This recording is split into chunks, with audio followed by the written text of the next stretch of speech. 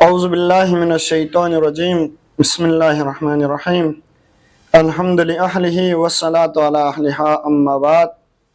نہایت قابل احترام محترم سامعین کرام، السلام علیکم ورحمۃ اللہ وبرکاتہ۔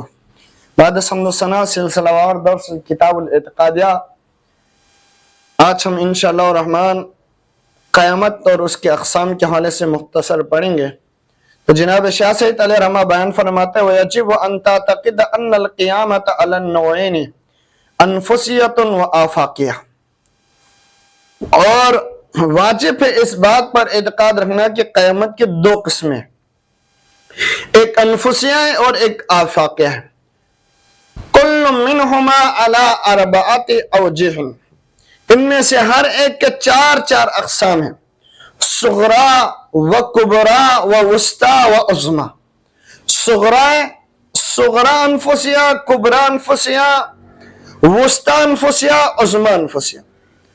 صغرا آفاقیہ، کبرا آفاقیہ، وسطی آفاقیہ اور عظمی آفاقیہ۔ وفیما الثواب والعقاب على وفق فمن يعمل مثقال ذرة خيرا يرى ومن يعمل مثقال ذرة شرا يرى۔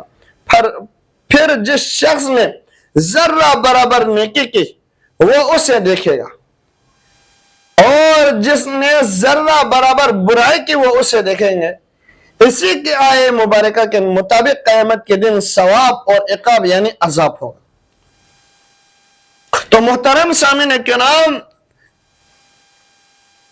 عام طور پر جب قیامت کا لفظ بولا جاتا ہے تو ذہنوں میں میدان حشر، حساب کتاب، جنت جہنم اور سور پھونکنا آ جاتا ہے، اور یہ یقیناً قیامت کا حقیقی اور قطعی معنی ہے۔ لیکن اہل عرفان و اہل معرفت اور اہل باطن نے قرآن و حدیث کی روشنی میں یہ بھی بیان فرمایا کہ قیامت صرف کائنات کے خاتمے کا نام نہیں، بلکہ انسان کے باطن میں آنے والے عظیم انقلابات بھی ایک قسم کے قیامت ہے۔ اسی حقیقت کو جناب شاہ سید علیہ رحمہ یہاں بیان فرماتے ہیں کہ وَيَجِبُ أَن تَعْتَقِدَ أَنَّ الْقِيَامَةَ عَلَى النَّوْعَيْنِ أَنفُسِيَّةٌ وَآفَاقِيَةٌ، اور اس بات پر اعتقاد رکھنا واجب ہے کہ قیامت کی دو قسمیں، ایک انفسیہ ایک آفاقیہ ہے۔ تو محترم سامعین کرام، انفس سے مراد انسان کا اپنا باطن، دل، روح، نفس اور ان کے اندرونی دنیا ہے۔ آفاق سے مراد یہ پورے خارجی کائنات ہے، زمین، آسمان، چاند، ستارے، پہاڑ اور تمام مخلوقات۔ تو قرآن المجید نے ان دونوں حقیقتوں کی طرف اشارہ کرتے ہوئے اللہ تبارک و تعالیٰ بیان فرماتے ہیں سَنُرِهِمْ آیَاتِنَا فِي الْآفَاقِ وَفِي أَنفُسِهِمْ، ان قریب ہم انہیں اپنی نشانیاں آفاق میں بھی دکھائیں گے اور ان کے نفسوں میں بھی دکھائیں گے۔ تو محترم سامعین کرام، گویا کہ اللہ کی نشانیاں دو جگہ ظاہر ہوتے ہیں، ایک پوری کائنات میں، دوسری انسان کے اندر۔ اسی لیے قیامت بھی دو طرح کے بیان کی گئی ہے، ایک وہ قیامت جو پوری کائنات پر قائم ہوگی، جب زمین بدل دی جائے گی، پہاڑ روئی کی طرح اڑ جائیں گے، سورج بے نور ہو جائے گا اور تمام انسان قبر سے اٹھ کھڑے ہو جائیں گے۔ تو اسی چیز کو قرآن المجید نے یوں بیان فرمایا کہ اذا زلزلت الارض زلزالها، جب زمین اپنی پوری شدت کے ساتھ ہلا دیا جائے گا۔ اور دوسری قیامت وہ ہے جو انسان کے اندر برپا ہوتے، جب اس کا دل بدلتا ہے، اس کی روح جاگتی ہے، اس کی سوچ تبدیل ہوتی ہے، اس کا نفس گناہوں سے توبہ کرتا ہے اور اللہ تبارک و تعالیٰ کی طرف متوجہ ہو جاتا ہے، تو گویا اس کے باطن میں بھی ایک قیامت برپا ہو جاتی ہے۔ آگے جناب شاہ سید علیہ رحمہ بیان فرماتے ہیں وَكُلُّ مِنْهُمَا عَلَى أَرْبَعَةِ أَوْجُهٍ صُغْرَى وَكُبْرَى وَوُسْطَى وَعُظْمَى، یعنی قیامت انفسیہ اور آفاقیہ دونوں کے چار قسمیں، صغرا، وسطی، کبرا اور عظمی۔ تو محترم سامعین کرام، یہ دراصل روحانی ارتقاء کے درجات ہیں۔ جیسے ایک طالب علم پرائمری سے یونیورسٹی تک مختلف مراحل سے گزرتا ہے، اسی طرح انسان کی روح بھی مختلف مقامات سے گزرتی ہے۔ قیامت صغرا میں وہ ابتدائی انقلاب ہے جب انسان گناہوں سے توبہ کرتا ہے، اور وسطی وہ ہے جب دل دنیا سے ہٹ کر آخرت کی طرف متوجہ ہو جاتا ہے، اور کبرا وہ بلند مقام ہے جہاں روح پر معرفت کے انوار نازل ہوتے ہیں، اور عظمی فنا فی اللہ کا وہ مقام ہے جہاں بندہ اپنی خواہشات اور اپنی خودی سے نکل کر صرف اللہ کے رضا میں گم ہو جاتا ہے۔ تو محترم سامعین کرام، یہ تمام تعبیرات دراصل باطنی اصلاح، تزکیہ نفس اور معرفت الہی کے مراحل کو بیان کرتی ہے۔ اور اسی چیز کو اللہ تبارک و تعالیٰ نے قرآن المجید میں بیان فرمایا، فَمَن يَعْمَلْ مِثْقَالَ ذَرَّةٍ خَيْرًا يَرَهُ وَمَن يَعْمَلْ مِثْقَالَ ذَرَّةٍ شَرًّا يَرَهُ۔ جس نے ذرہ برابر نیکی کی ہوگی وہ اسے دیکھ لے گا، اور جس نے ذرہ برابر برائی کی ہوگی وہ بھی اسے دیکھ لے گا۔ تو محترم سامعین کرام، یہ آیت قیامت کے عدل کامل کو بیان کرتی ہے۔ اللہ تعالیٰ کا نظام اتنا دقیق ہے کہ کوئی نیکی ضائع نہیں ہوگی اور کوئی برائی چھپی نہیں رہے گی۔ اور اسی چیز کو قرآن المجید میں دوسرے مقام پر اللہ تبارک و تعالیٰ نے یوں ارشاد فرمایا، وَوَجَدُوا مَا عَمِلُوا حَاضِرًا۔ وہ اپنے اعمال کو اپنے سامنے موجود پائیں گے۔ اور دوسرے مقام پر اللہ تبارک و تعالیٰ نے یوں فرمایا کہ یوم تبلی السرائر، وہ دن جب دلوں کے بیت کھول دیے جائیں گے۔ یعنی قیامت صرف ظاہری اعمال کا حساب نہیں، بلکہ نیتوں، خیالات، ارادوں اور دل کے رازوں کا بھی حساب ہوں گے۔ اسی لیے بزرگان دین فرماتے ہیں، انسان اگر دنیا میں اپنے نفس کا محاسبہ کر لے تو آخرت کا حساب آسان ہو جاتا ہے۔ تو محترم سامعین کرام، یہی دراصل قیامت انفسیہ کا مقصد ہے کہ انسان دنیا میں ہی اپنے اندر احتساب پیدا کرے، اپنے نفس کو دیکھے، اپنے اعمال کا جائزہ لے، اپنے باطن کو پاک کرے، کیونکہ جو شخص دنیا میں اپنے نفس کا اصلاح نہیں کرتا، وہ آخرت کے دن بڑے قیامت میں سخت خسارے میں ہوں گے۔ محترم سامعین کرام، اس عبارت کا خلاصہ ہے کہ قیامت صرف ایک آنے والا دن نہیں بلکہ ایک مسلسل حقیقت ہے۔ ہر گناہ انسان کے اندر ظلمت پیدا کرتا ہے اور ہر نیکی اس کے اندر نور پیدا کرتی ہے۔ ہر توبہ ایک نئی زندگی ہے اور ہر معرفت ایک نئی قیامت ہے۔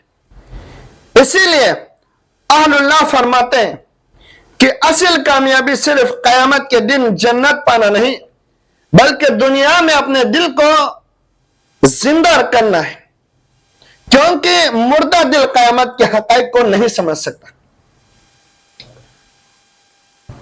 تو اللہ تبارک و تعالی ہمیں ظاہری اور باطنی دونوں قیامتوں کی تیاری کرنے کی توفیق عطا فرمائے۔ آگے فرماتے ہیں، یوم لا ينفع مال ولا بنون الا من اتى اللہ بقلب سلیم۔ جس دن نہ مال فائدہ دے گا نہ اولاد، مگر وہ شخص کامیاب ہوگا جو اللہ کے حضور قلب سلیم لے کے آئے گا۔ تو آگے جناب شاہ سید علیہ رحمہ بیان فرماتے ہیں کہ اما القیامت الصغری الانفسیۃ فان تمیت النفس الامارۃ بالسوء موت الاختیاریہ بالتوبۃ۔ تو قیامت صغری انفسیہ سے مراد وہ موت ہے جس میں بندہ نفس امارہ کو توبے توبے کے ذریعے مار ڈالتا ہے، بے اختیار موت اختیاری اپناتے ہیں، من اللذت الوقیحۃ والشہوات القبیحہ، بری خواہشات اور قبیح خواہشات سے، کما قال رسول اللہ صلی اللہ علیہ وآلہ وسلم، جیسے کہ رسول اللہ صلی اللہ علیہ وسلم نے فرمایا کہ موتو قبل ان تموتو، مرنے سے پہلے مر جاؤ، وَتُحْيَاهَا بِالْحَيَاةِ الطَّيِّبَةِ الَّتِي لَا تُوجَدُ إِلَّا بِالْأَعْمَالِ الصَّالِحَةِ وَالْأَخْلَاقِ الْحَمِيدَةِ الْمُصْلِحَةِ، اور وہ زندہ رہتے ہیں ایک پاک زندگی کے ساتھ، جو کہ نہیں حاصل ہوتا مگر اعمال صالحہ کے ذریعے، اخلاق حمیدہ کے ذریعے۔ تو محترم سامعین کرام، اہل معرفت فرماتے ہیں کہ ایک قیامت وہ بھی ہے جو انسان کے اپنے اندر برپا ہوتی ہے، ایک انقلاب ایسا بھی ہے جو روح کے اندر آتا ہے، ایک موت ایسی بھی ہے جو جسم کے نہیں بلکہ نفس کی ہوتی ہے، اسی کو قیامت صغری انفسیہ کہا جاتا ہے۔ یہ وہ کیفیت ہے کہ انسان اپنے نفس امارہ کو خواہشات کی غلامی سے نکال کر اطاعت الہی کے بندگی میں دے دے، اس کے اندر کا فرعون مر جائے اور اندر کا بندہ خدا زندہ ہو جائے۔ یہی وہ مقام ہے جس کی طرف جناب شاہ سید علیہ رحمہ اشارہ کرتے ارشاد فرماتے ہیں کہ نفس امارہ کو کبھی خواہشات سے توبہ کے ذریعے اختیاری موت دینا اور اعمال صالحہ اور اخلاق حمیدہ کے ذریعے حیات طیبہ عطا کرنا قیامت صغری انفسیہ۔ تو محترم سامعین، یہ صرف ایک فلسفیانہ بات نہیں بلکہ قرآن، حدیث اور سیرت اولیاء سے ثابت شدہ حقیقت ہے، جس کے حوالے سے اللہ تبارک و تعالیٰ قرآن المجید میں ارشاد فرماتے ہیں قد افلح من زکاہا وقد خاب من دساہا، بے شک وہ کامیاب ہو گئے جس نے اپنے نفس کو پاک کر لیا، اور وہ نامراد ہو گئے جس نے اسے گناہوں میں دبا دیا۔ یہ آیت صاف بتا رہی ہے کہ اصل کامیابی نفس کی اصلاح میں ہے۔ دنیا کی دولت، شہرت اور طاقت انسان کو کامیاب نہیں بناتے جب تک اس کا باطن پاک نہ ہو، کیونکہ انسان کا سب سے بڑا دشمن باہر نہیں بلکہ اس کے اندر بیٹھا ہوا نفس امارہ ہے۔ قرآن المجید نفس امارہ کی حقیقت بیان کرتے حضرت یوسف کی زبان سے فرماتے ہیں کہ ان النفس الامارۃ بالسوء الا ما رحم ربی، بے شک نفس امارہ تو برائی کا بہت حکم دینے والا ہے مگر جس پر میرا رب رحم فرمائے۔ یہ نفس انسان کو گناہ کی طرف کھینچتا ہے، کبھی تکبر کی صورت میں، کبھی حسد کی صورت میں، کبھی شہوت کی صورت میں، کبھی حب دنیا کی صورت میں۔ انسان باہر کے شیطان سے تو بچنے کی کوشش کرتا ہے مگر اندر کے شیطان سے غافل رہتا ہے۔ اسی لیے رسول اللہ صلی اللہ علیہ وآلہ وسلم نے جب غزوہ خیبر سے واپس تشریف لا رہے تھے فرمایا کہ رجعنا من الجہاد الاصغر الى جہاد الاکبر، کہ ہم چھوٹے جہاد سے بڑے جہاد کی طرف لوٹنے والے ہیں۔ صحابہ نے سوال کیا قیل ما ہوا یا رسول اللہ، کہ جہاد اکبر کیا چیز ہے؟ تو جواب مصطفیٰ فرماتا ہے جہاد النفس آدھا عدو کا نفس کلتی بین الجنبین، اس نفس کے خلاف جنگ کرنا جو تمہارا سب سے بڑا دشمن ہے وہ نفس ہے۔ کلتی بین الجنبین، جو تمہارے پہلوؤں کے درمیان میں ہے۔ تو محترم سامعین کرام، اسی نفس کو قتل کرنے کے حوالے سے یہاں حدیث مصطفیٰ جناب شاہ سید علیہ رحمہ پیش کرتے ارشاد فرماتے کہ موت قبل ان تموت، مرنے سے پہلے تم مر جاؤ۔ تو محترم سامعین کرام، اس حدیث کا مطلب جسمانی موت نہیں بلکہ خواہشات کی موت ہے، یعنی انسان اپنی نفسی خواہشات تکبر، حسد، شہوت، حرص گناہ کو ختم کر دے، کیونکہ جو شخص نفس کو نہیں مارتا نفس اسے ہلاک کر دیتا ہے۔ تو محترم سامعین کرام، دنیا میں دو طرح کے لوگ ہوتے ہیں، ایک وہ جو زندہ ہو کر بھی مردہ ہے، اور ایک وہ جو مر کر بھی زندہ ہے۔ قرآن المجید ان لوگوں کی طرف اشارہ کرتے ہیں، ارشاد فرماتے ہیں او من کان میتا فاحییناہ وجعلنا له نورا یمشی بہ فی الناس، کیا وہ شخص جو مردہ تھا پھر ہم نے اسے زندہ کر دیا اور اس کے لیے نور بنا دیا کہ وہ لوگوں میں چلتا ہے۔ تو محترم سامعین کرام، یہاں جسمانی موت مراد نہیں بلکہ روحانی موت مراد ہے۔ گناہوں میں ڈوبا ہوا انسان حقیقت میں مردہ ہوتا ہے، اور جب وہ توبہ کر کے اللہ کی طرف لوٹتا ہے تو اللہ اس کے دل کو زندہ کر دیتا ہے۔ اسی چیز کو حیات طیبہ کہا گیا۔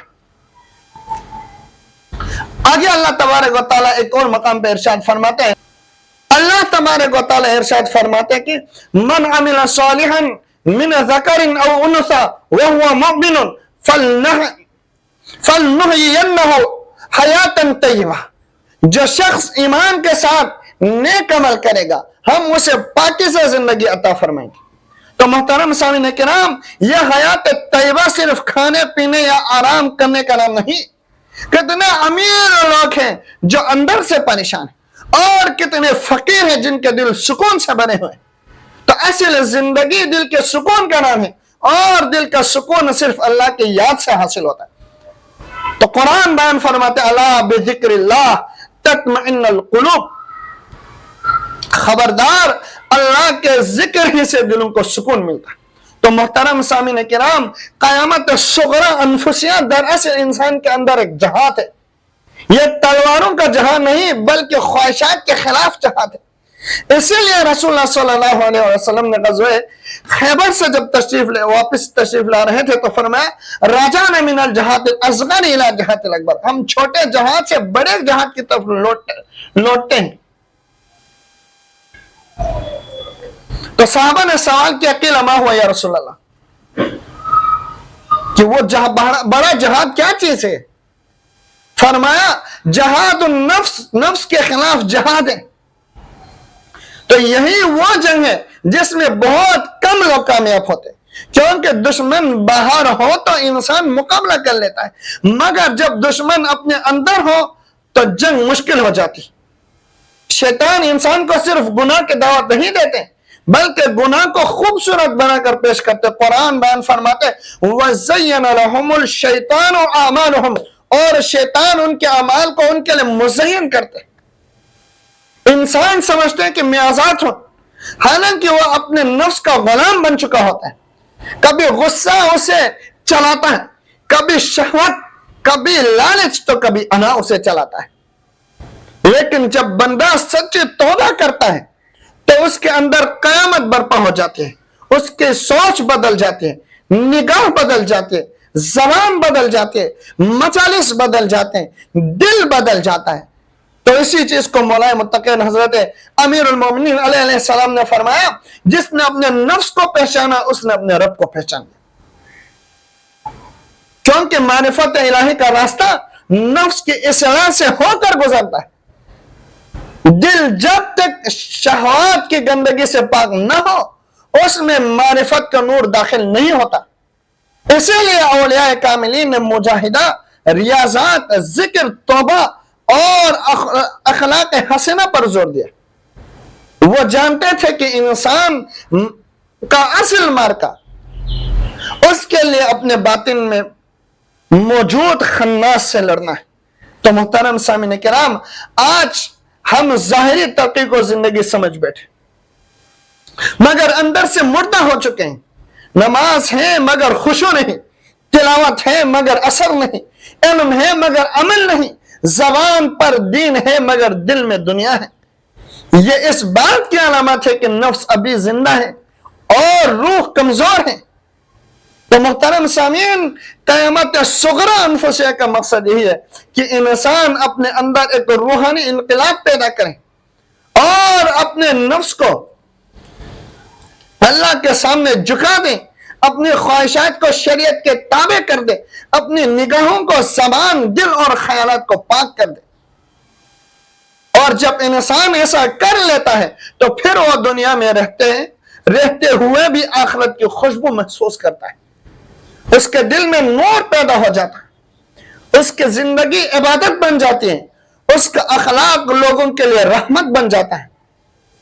تو اللہ تبارک و تعالی ہمیں اپنے نفس کی اصلاح کی توفیق عطا فرمائے، ہمارے دلوں کو حیات طیبہ عطا فرمائے، اور ہمیں موت قبل ان تموت کے ذریعے کے راز کو سمجھنے اور اس پر عمل کرنے کی توفیق عطا فرمائے۔ محترم سامعین کرام، آگے جناب شاہ سید علیہ رحمہ بیان فرماتے ہیں، اما القیامت الوسطی الانفسیۃ، اور قیامت وسطی انفسیہ، فان تنتقل من المکاشفات الصغریۃ الملکیۃ الی المشاہدات المعنویۃ الملکوتیہ۔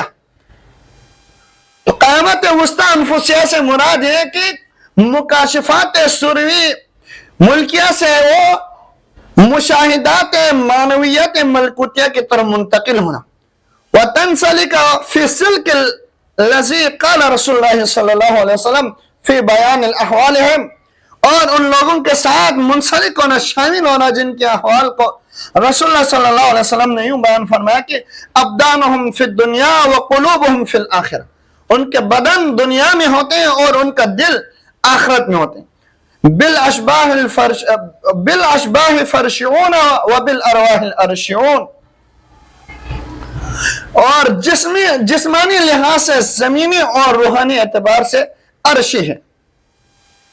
تو محترم سامعین کرام، انسان صرف گوشت پیوست مخلوق کا نام نہیں ہے، اس کے اندر ایک دنیا اور بھی آباد ہے، ایک جسم ہے جو مٹی سے تعلق رکھتا ہے، اور ایک روح ہے جو عالم امر سے تعلق رکھتی ہے، ایک آنکھ ہے جو ظاہری چیزوں کو دیکھتی ہے، اور ایک دل ہے جو حقیقت کا مشاہدہ کرتا ہے۔ جب انسان صرف ظاہری دنیا تک محدود رہتا ہے تو وہ عالم ملک میں قید رہتا ہے، مگر جب اس کے دل پر معرفت کے دروازے کھلتے ہیں تو وہ عالم ملک سے ملکوت کی طرف منتقل ہو جاتا ہے۔ اسی باطنی انقلاب کو قیامت وسطی انفسیہ کہا جاتا ہے،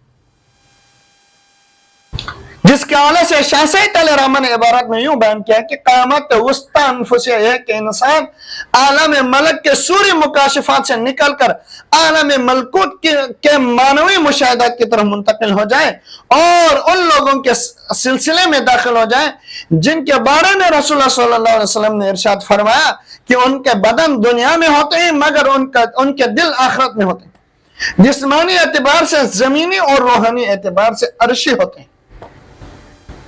تو محترم سامعین کرام، یہ کوئی خیالی فلسفہ نہیں بلکہ قرآن و حدیث اور اولیاء کاملین کی تعلیمات کا نچوڑ ہے۔ قرآن المجید بار بار انسان کو صرف ظاہری آنکھ سے نہیں بلکہ دل کے آنکھ سے دیکھنے کی دعوت دیتے ہوئے ارشاد فرماتے ہیں کہ فَإِنَّهَا لَا تَعْمَى الْأَبْصَارُ وَلَكِنْ تَعْمَى الْقُلُوبُ الَّتِي فِي الصُّدُورِ، حقیقت یہ ہے کہ ان کی آنکھیں اندھی نہیں بلکہ وہ دل اندھے ہو جاتے ہیں جو سینوں میں ہیں۔ یعنی اصل نابینا وہ نہیں جس کی ظاہری آنکھ نہ دیکھے، بلکہ اصل اندھا وہ ہے جس کا دل حقیقت نہ پہچانے۔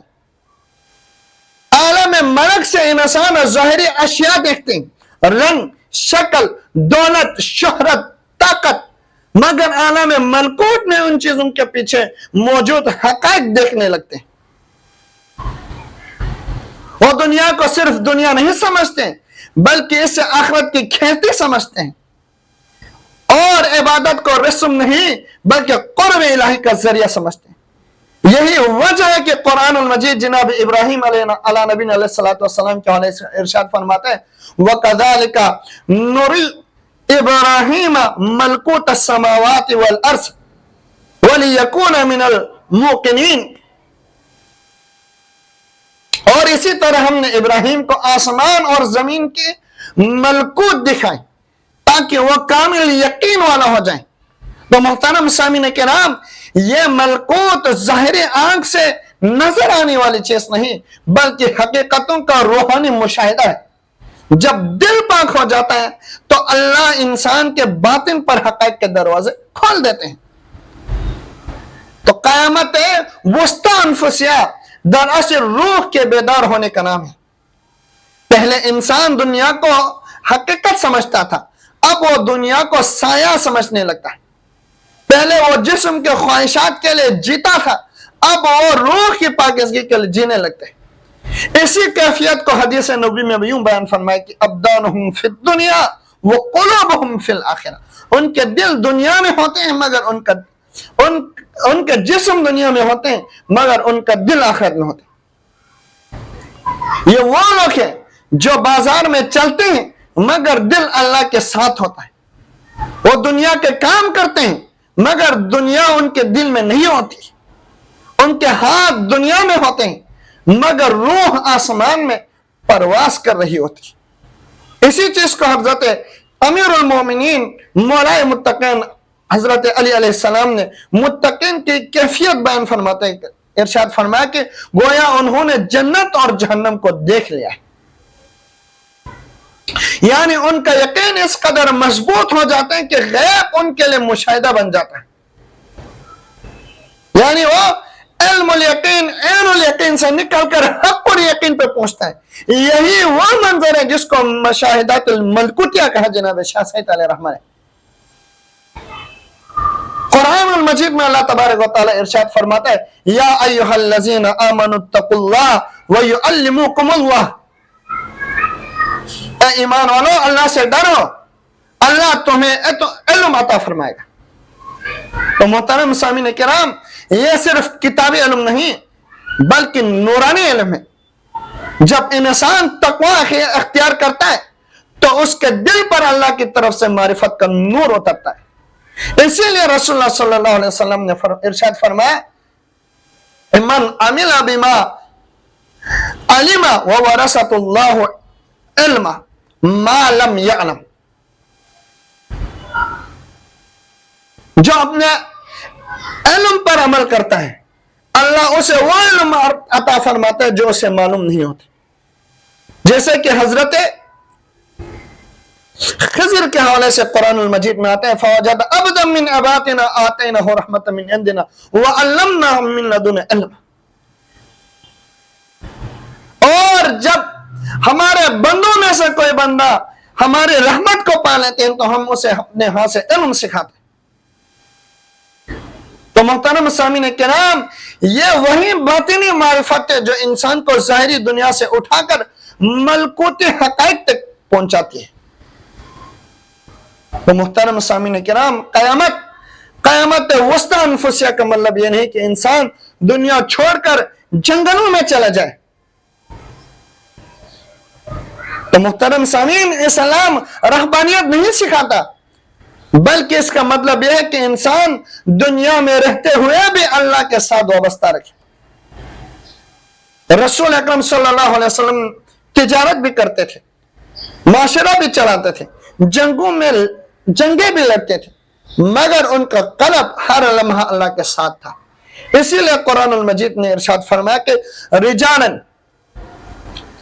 لا تلہہم تجارتا ولا بیع عن ذکر اللہ، اور وہ لوگ جنہوں نے تجارت اور خرید و فروخت اللہ کے ذکر سے، اور وہ لوگ جنہیں تجارت اور خرید و فروخت اللہ کے ذکر سے غافل نہیں کرتے۔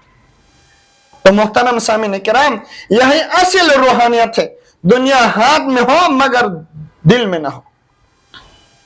آج ہماری مشکل یہ ہے کہ ہم جسم مسجد میں ہوتے ہیں مگر دل دنیا میں ہوتے ہیں، نماز میں کھڑے ہوتے ہیں مگر ذہن کاروبار میں ہوتا ہے، زبان پر تسبیح ہوتی ہے مگر دل غفلت میں ڈوبا ہوتا ہے۔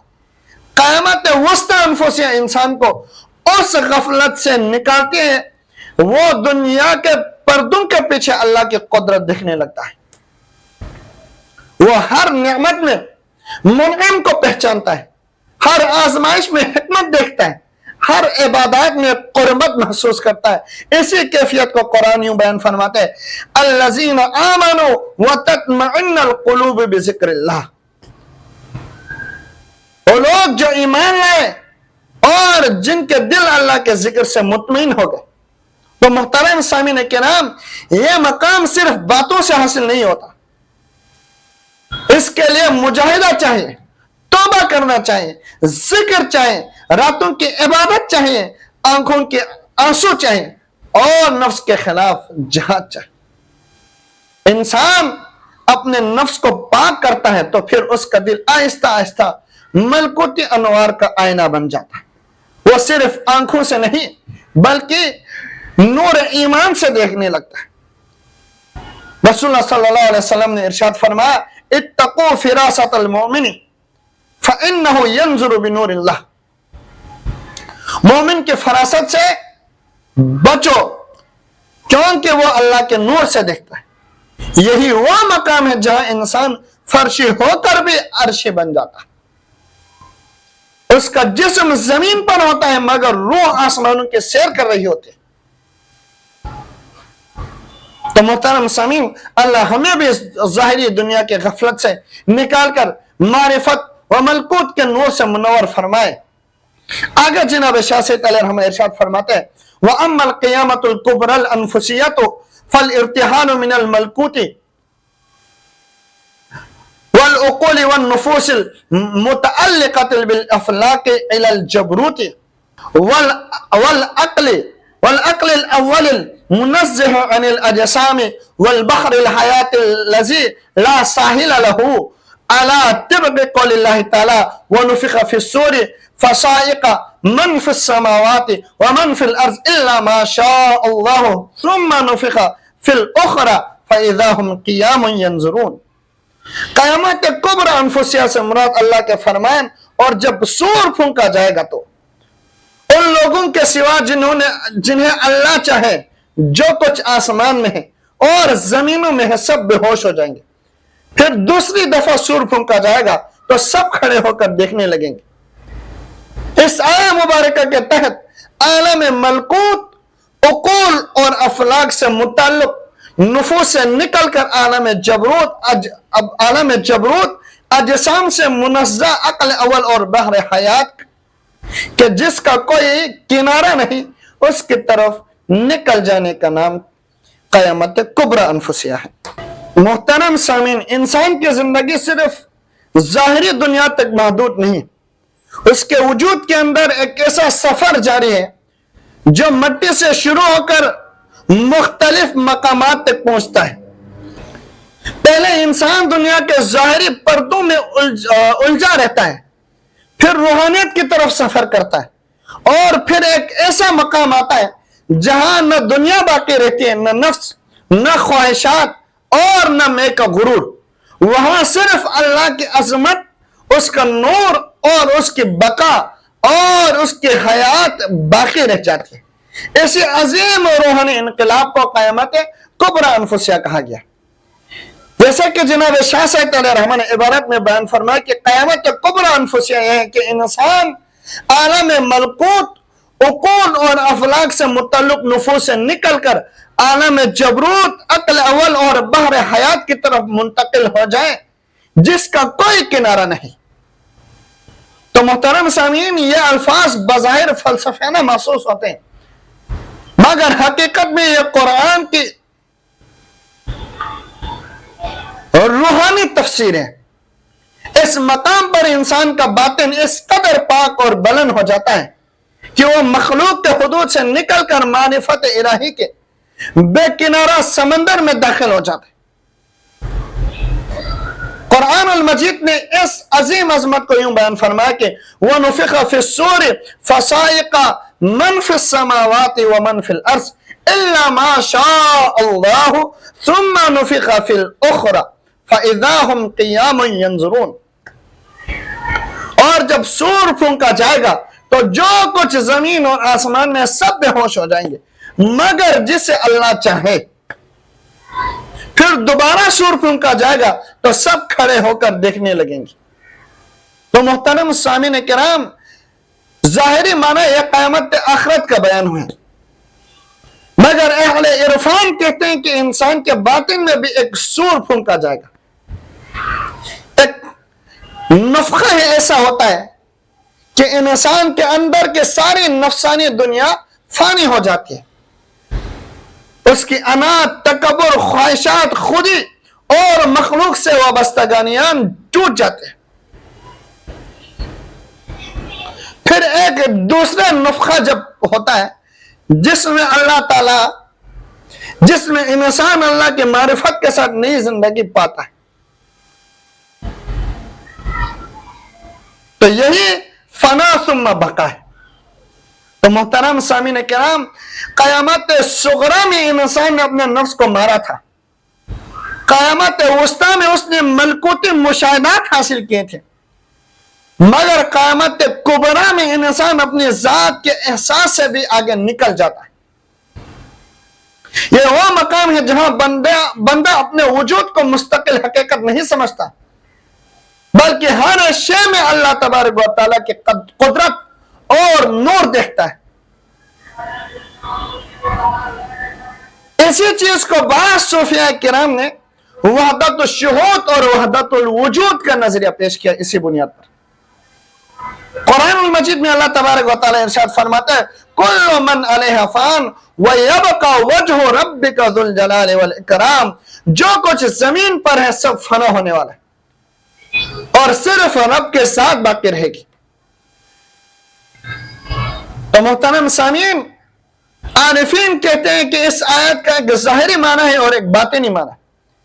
ظاہری معنی قیامت آخرت سے متعلق ہے، اور باطنی معنی یہ ہے کہ سالک اپنے دل سے غیر اللہ کو مٹا دے یہاں تک کہ اس کے دل میں صرف اللہ باقی رہ جائے۔ یہی وجہ ہے کہ اولیاء کاملین دنیا میں رہتے ہوئے بھی دنیا سے ماورا ہو جاتے ہیں، ان کے دل نہ شہرت سے خوش ہوتے ہیں، نہ ذلت سے ٹوٹتے ہیں، نہ دنیا کی محبت انہیں قید کرتی ہے، نہ خوف انہیں ہلاتے ہیں، کیونکہ ان کا تعلق بحر حیات سے جڑ چکا ہوتا ہے۔ تو محترم سامعین کرام، عبارات میں بحر حیات کا ذکر ہے، یعنی ایسی زندگی کا سمندر جس کی کوئی انتہا نہیں۔ یہ دراصل معرفت الہی اور قرب خداوندی کی وہ کیفیت ہے جہاں روح ہمیشہ کے لیے نور، سکون اور بقا حاصل کر لیتی ہے۔ اسی چیز کو قرآن المجید نے ارشاد فرمایا، الا ان اولیاء اللہ لا خوف علیہم ولا هم یحزنون، خبردار، بے شک اللہ کے اولیاء پر نہ کوئی خوف ہے نہ وہ غمگین ہوں گے۔ کیوں؟ اس لیے کہ وہ دنیا کے محدود حقیقت سے نکل کر اللہ کے غیر محدود حقیقت سے وابستہ ہو چکے ہوتے ہیں۔ محترم سامعین، عالم جبروت دراصل قوت، نور، تجلی اور قرب الہی کی دنیا ہے۔ جب انسان اس مقام تک پہنچتا ہے تو اس کے اندر اللہ کی محبت اس قدر غالب ہو جاتے ہیں کہ اس کی اپنی خواہشات باقی نہیں رہتی۔ اسی حقیقت کو حدیث قدسی میں یوں بیان کیا ہے، لا یزال عبدی یتقرب الی بالنوافل حتی احبہ فاذا احببتہ کنت سمعہ الذی یسمع بہ وبصرہ الذی یبصر بہ۔ میرا بندہ نافل کے ذریعے میرے قرب حاصل کرتا ہے، یہاں تک کہ میں اسے محبت کرنے لگتا ہوں، پھر میں اس کا کان بن جاتا ہوں جس سے وہ سنتا ہے، اس کی آنکھ بن جاتا ہوں جس سے وہ دیکھتا ہے۔ یعنی بندہ اپنی خواہشات سے نکل کر اللہ کے رضا میں فنا ہو جاتے ہیں۔ محترم سامعین کرام، یہ مقام صرف علم سے حاصل نہیں ہوتا، بلکہ عشق، مجاہدہ، عبادات، ریاضت، اخلاص اور کامل اطاعت سے حاصل ہوتا ہے۔ یہ وہ راستہ ہے جس پر انبیاء، اوصیاء، اولیاء اور اہل معرفت چلے۔ تو اسی لیے مولا متقی نے ارشاد فرمایا کہ میں نے کبھی زندگی میں اس رب کی عبادت ہی نہیں کی جس کو میں نے دیکھا نہ ہو۔ تو محترم سامعین کرام، قیامت کبریٰ انفسیات دراصل روح کی آخری بیداری ہے۔ اس مقام پر انسان دنیا کے دھوکے سے مکمل آزاد ہو جاتے ہیں۔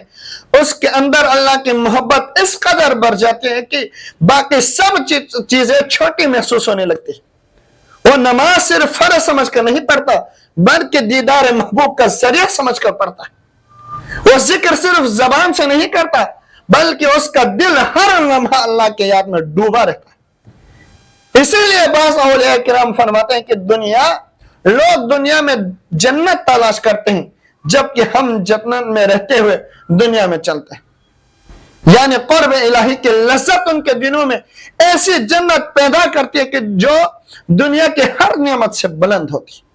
تو محترم سامعین کرام، آج ہمارا سب سے بڑا المیہ یہ ہے کہ ہم نے روح کے سفر کو بلا دیا۔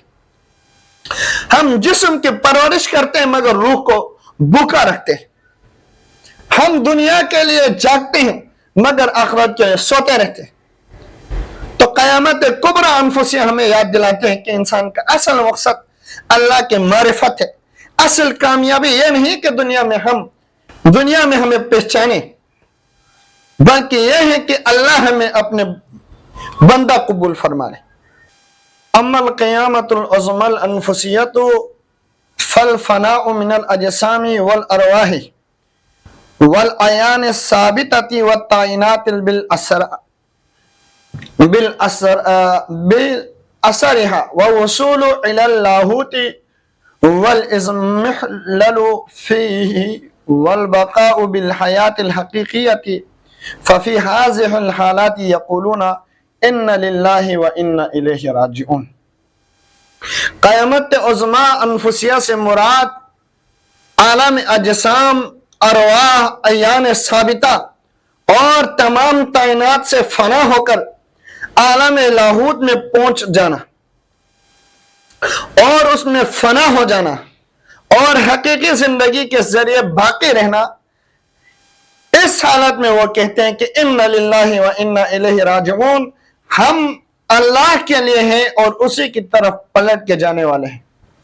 تو محترم سامعین کرام، روحانی سفر کے کئی مراحل ہیں۔ ابتدا نفس کی اصلاح سے ہوتی ہے، پھر دل کی بیداری آتی ہے، پھر روح ملکوتی حقائق کا مشاہدہ کرتی ہے، پھر انسان اپنی ذات سے اوپر اٹھ کر قرب الہی کے سمندر میں داخل ہوتے ہیں۔ مگر ان سب کے بعد آخری مقام بھی آتے ہیں۔ یہی مقام ایسا مقام جہاں میں باقی نہیں رہتی، جہاں بندہ اپنی ہستی تک کو بھول جاتا ہے، جہاں پر تعین، ہر نسبت، ہر پردہ مٹ جاتا ہے اور صرف اللہ کی حقیقت رہ جاتی ہے۔ اسی کو اہل معرفت قیامت عظمی انفسیہ کہتے ہیں، جس کے حوالے سے جناب شاہ سید علیہ الرحمہ نے یوں بیان کیا کہ قیامت عظمی انفسیہ یہ ہے کہ انسان اجسام، ارواح، اعیان ثابتہ اور تمام تعینات سے فنا ہو کر عالم لاہوت تک پہنچ جائے، پھر اس میں فنا ہو جائے اور حقیقی حیات کے ساتھ باقی رہے۔ تو محترم سامعین، یہ الفاظ عام عقل کے لیے بہت گہرا ہے، مگر قرآن و حدیث اس کی اصل بنیاد ہے۔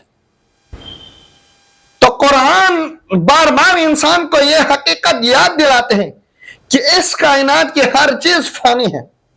انسان اپنی ذات پر فخر کرتا ہے، اپنے علم، طاقت، مال، حسب، نسب، مقام پر ناز کرتا ہے، مگر حقیقت یہ ہے کہ ہر چیز مٹ جانے والی ہے۔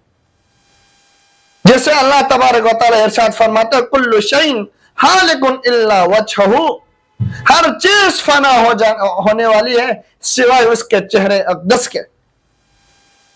تو محترم سامعین، یہ صرف ظاہری قیامت کا اعلان نہیں بلکہ باطنی حقیقت کا راز بھی ہے۔ عارفین کہتے ہیں کہ بندہ جب اپنے دل سے ہر غیر اللہ کو مٹا دیتے ہیں تو اس کے باطن میں اس آیت کی حقیقت ظاہر ہونے لگتی ہے۔ اس کے دل میں اپنی انا باقی نہیں رہتی، نہ دنیا کی محبت، نہ نفس کی خواہش، نہ مخلوق کا خوف، صرف اللہ باقی رہ جاتا ہے.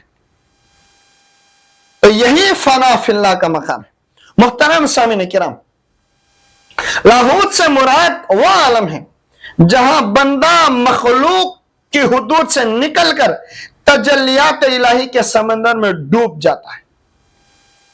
یہاں انسان اپنی الگ ہستی محسوس نہیں کرتا، بلکہ ہر شے کو اللہ کے نور کے محتاج کے طور پر دیکھتا ہے.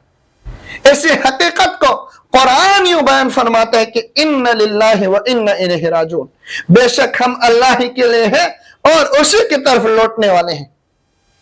تو محترم سامعین، عام لوگ اس آیت کو صرف موت کے وقت پڑھتے ہیں، مگر اہل عرفان کہتے ہیں کہ یہ پوری روحانی سلوک کی حقیقت ہے.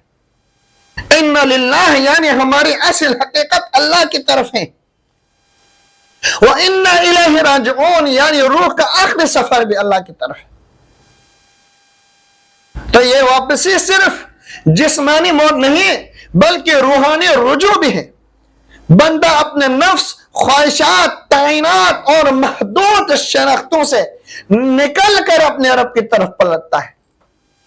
تو محترم سامعین، قیامت عظمی انفسیہ میں عیان ثابتہ اور تعینات سے فنا ہو کر اللہ کی طرف، ملکوت کی طرف منتقل ہونے کا ذکر کیا ہے. یعنی انسان اپنی ہر حدود پہچان سے اوپر اٹھ کر، یعنی انسان اپنی ہر حدود پہچان سے اوپر اٹھ جاتے ہیں. اب وہ نہ اپنی عبادات پر فخر کرتا ہے، نہ اپنے علم پر، نہ اپنے مقام پر، کیونکہ اسے معلوم ہو جاتا ہے کہ اصل وجود صرف اللہ کا ہے اور باقی سب اسی کے محتاج ہے. اسی لیے اولیاء کاملین عاجزی کے سمندر بن جاتے ہیں. جتنا بندہ اللہ کو پہچانتا ہے اتنا ہی اپنی بے بسی کو جان لیتا ہے. اسی لیے مولا متقی نے ارشاد فرمایا کہ من عرف نفسا فقط عرف ربہ، جس نے اپنے نفس کو پہچان لیا اس نے اپنے رب کو پہچان لیا. اور دوسرے مقام پر فرماتے ہیں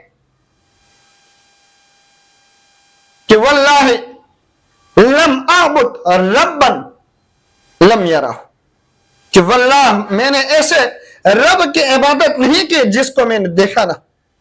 یعنی ہر حقیقت کے پہچان، اصل حقیقت، یعنی ہر حقیقت کے پیچھے اصل حقیقت صرف اللہ کی ذات ہے. تو محترم سامعین کرام، یہ مقام عقل ظاہری سے مکمل طور پر نہیں سمجھا جا سکتا، کیونکہ یہ ذوق حال اور قرب کا مقام ہے. اسی لیے رسول اللہ صلی اللہ علیہ وسلم نے فرمایا لی مع اللہ وقت، میرے لیے اللہ کے ساتھ ایک ایسا وقت ہوتا ہے لا یسعنی فیہ ملک مقرب ولا نبی مرسل، جس میں نہ کوئی مقرب فرشتے سما سکتا ہے نہ کوئی نبی مرسل. یہ قرب خاص کا مقام ہے جہاں بندہ اللہ کی محبت اور معرفت میں غرق ہو جاتا ہے. اسی کیفیت کو بعض صوفیہ نے فنا کہا ہے. تو محترم سامعین کرام، فنا کے بعد جو دوسرا مقام آتا ہے وہ بقا ہے، جس کے بارے میں جناب شاہ سید علیہ رحمہ بیان فرماتے ہیں والبقاء بالحیات الحقیقیہ، اور حقیقی زندگی کے ساتھ باقی رہنا. یعنی بندہ اپنی نفسانی زندگی کھو دیتا ہے تو اللہ اسے روحانی اور حقیقی زندگی عطا فرماتا ہے. جیسے کہ قرآن المجید نے اس حقیقت کو یوں بیان کیا کہ او من کان میتا فاحییناہ، کیا وہ شخص جو مردہ تھا پھر ہم نے اسے زندہ کر دیا. یہ جسمانی زندگی نہیں بلکہ نورانی اور ربانی زندگی. محترم سامعین کرام، قیامت عظمی انفسیہ دراصل روح کا آخری وصال ہے. یہاں بندہ دنیا کے ہر آواز سے نکل کر صرف اللہ کی آواز سنتا ہے. اس کا دل ہر لمحہ اللہ کی طرف متوجہ رہتا ہے، نہ اسے دنیا کا خوف ہلاتا ہے، نہ مخلوق کی تعریف خوش کرتے، نہ مخالفت غم دیتے ہیں، وہ ہر حال میں اللہ کے ساتھ ہوتا ہے۔ اسی لیے اولیاء کاملین مصیبت میں بھی سکون رہتے تھے، کیونکہ ان کے دل دنیا سے نہیں بلکہ اللہ سے وابستہ تھا۔ آج ہم دنیا کے چھوٹے چھوٹے نقصانات پر ٹوٹ جاتے ہیں، کیونکہ ہمارا تعلق دنیا سے ہے۔